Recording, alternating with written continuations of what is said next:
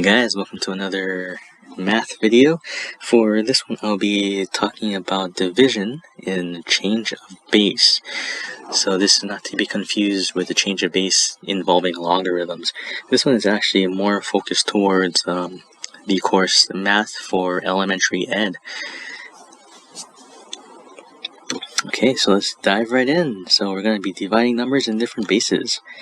So in base 10, we follow normal rules of division, multiplication, and subtraction, because in division, that's what we normally do, multiply and subtract. Okay, so in in different base, we would normally follow the same rules of division, multiplication, and subtraction. The difference with division in a different base is we need to create a multiplication table of values for our divisor. So this is where it gets a little confusing, and this is probably the hardest operation out of the four in a different base.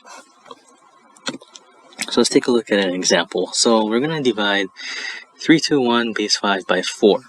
Okay, so before we can actually divide, we need to make a multiplication table for 4 and with values converted to base 5. Okay, so here's our table. So 4 times 1 is 4, and that's okay because 4 is smaller than 5, so 4 in base 5 is 4. 4 times 2 is 8, that's bigger than 5, so we need to convert 8 into a base 5 number. So 8 divided by 5 is 1 remainder 3. 4 times 3 is 12. Again, 12 is bigger than 5, so we need to convert that into base 5. So 12 divided by 5 is 2 remainder 2. 4 times 4 is 16. 16 in base 5. 16 divided by 5. 3 remainder 1. And I'll go as far as 4 times 5. So 4 times 5 is 20.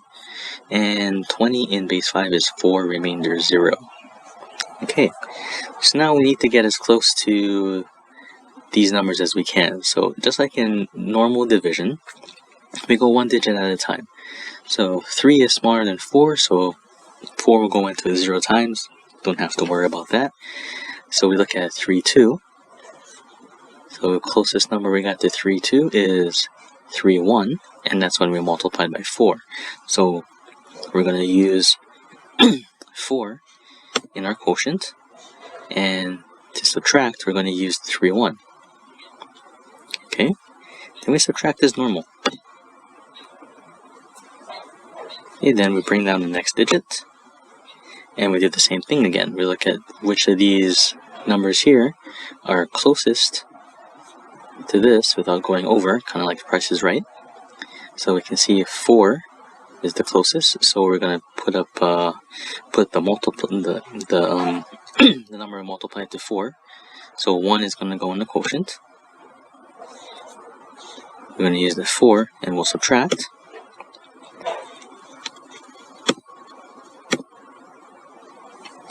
Okay, so we have to borrow, which is weird, right? So if you're not sure how the borrowing works, go back to my subtraction video and you can see that for yourself. Once we subtract, we get that, so we actually have a remainder. Okay, and that's your division in a nutshell. So depending on what you're dividing, you will have to make a table of values, and this will help you in the long run, because then you don't have to keep going, oh, what's this? And then I have to convert, and then you have to recall what number you just multiplied by. So having the table there right next to you actually really helps. And if you have more digits, it's the same. Normally you won't see anything higher than the base, so you shouldn't have to worry too much about this. So like you won't see like 16 base 2 or something. That's just kind of weird. Okay, well, so summing it up, that's our answer here, 4, 1 base 5 remainder 2, and that happens. You do get a remainder sometimes. Okay, so to summarize, we used normal rules of division, multiplication, and subtraction, and it helps to make a table of values for your divisor.